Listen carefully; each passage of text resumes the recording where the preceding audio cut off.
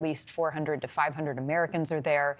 Maybe 20 or so people have gone through. Joining me now, Eylon Levy, Israeli government spokesperson. Thank you for giving us some time. I know you're very busy. The IDF has been pushing forward in this ground invasion. We've seen the attack targeting the Hamas leader at this refugee camp. How much warning did civilians have before this airstrike at the camp?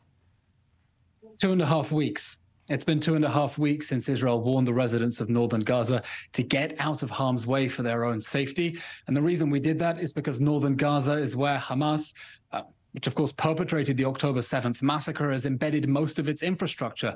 It's where that whole network of tunnels called the Gaza Metro is located, under people's homes, under schools. The Al-Shifa hospital is where Hamas keeps its main command bunker in the basement of the hospital. So we gave civilians 2.5 weeks notice to get out of the way temporarily for their own safety. By the way, most of them have.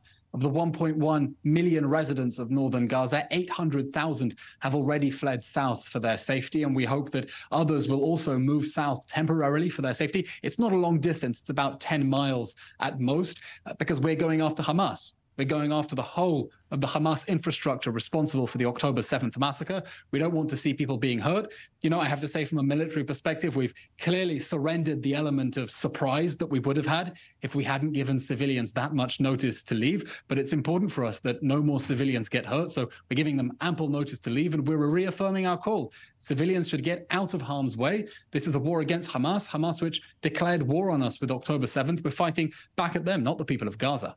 Do you have an estimate on how many civilians were there and were killed?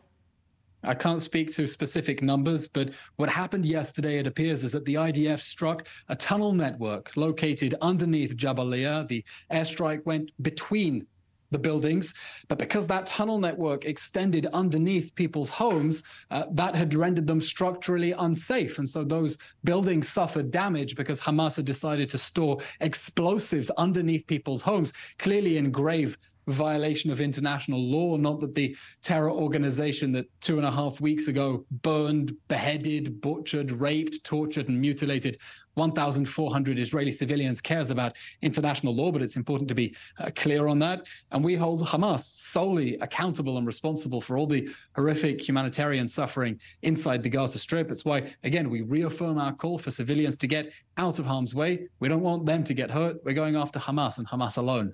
Many of those civilians who have been able to move to the south, some are American dual citizenship, who are in the south, are trying to get through the Rafah crossing. We've seen some people be able to get through. We know Qatar, Egypt, and the U.S. are involved in that. What is Israel's role in helping to allow people to pass through Rafah to the south in Egypt?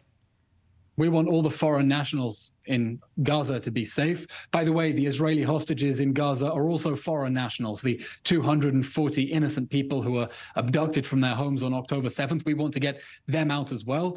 And cynically, Hamas has been stopping people inside Gaza from getting out. We heard just from the National Security Advisor, Jake Sullivan, a few days ago, talking of, I think it was 600 people with American passports who Hamas was stopping from getting out.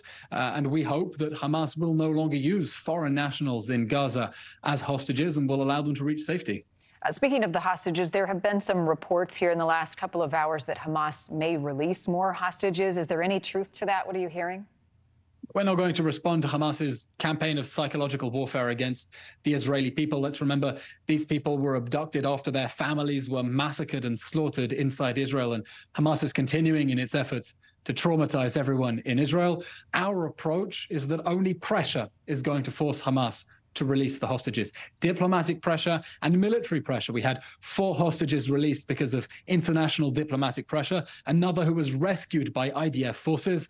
Clearly standing to one side and asking Hamas to be nice and release these people was never an option. And our assessment is this ground offensive is going to be creating the conditions to advance that goal of getting our hostages safe and bringing them home to their families. And part of that equation, Qatar has been an important player in the release of some hostages. Operating, though, a base and bank for Hamas within Qatar is a concern. They've helped mediate some of the hostages' releases, but healthy skepticism of Qatar must be applied here. What is your view on Qatar's role? I'm not going to get into discussions of the negotiations that may be happening to release the hostages. Clearly, that is a very sensitive subject. But we've been very clear. Hamas proved itself on October 7th to be worse than ISIS with the atrocities that it committed and live streamed, by the way, on its own social media and sometimes on its victims' own social media.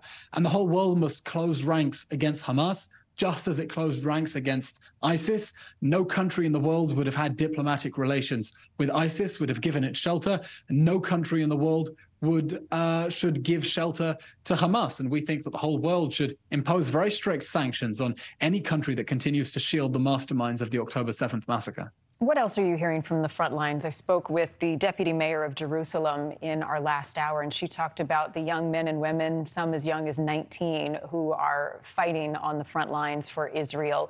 What is coming back to you in terms of morale from your troops? You know, it's very different perhaps from wars that America has fought, where its troops are thousands of miles across the sea and the professional soldiers. We're talking about conscripts aged 18, 19, who've literally just finished high school and being sent into battle, and also reservists. Many friends of mine, Tel Aviv is a ghost town because so many people have been plucked out of their ordinary lives and sent down south or up north in order to defend our people. Clearly, no one wants to be in this situation. Everyone wants their lives back. But people in Israel really are united with a very strong sense of justice and understanding that Hamas has to go, that after round after round after round of conflict, we can't go back to a world in which Hamas can invade and slaughter our people at will, that really Hamas has to be destroyed now. That's something that unites everyone across Israeli society. And so I know that the men and women on the front are clearly anxious about what is coming ahead, but have a very firm sense of resolve that really the lines between good and evil have never been clearer, and we're on the side of the good. We're on the side of the light, and we're on the side of humanity and civilization here. Eylon Levy, thank you. Thank you. Turning now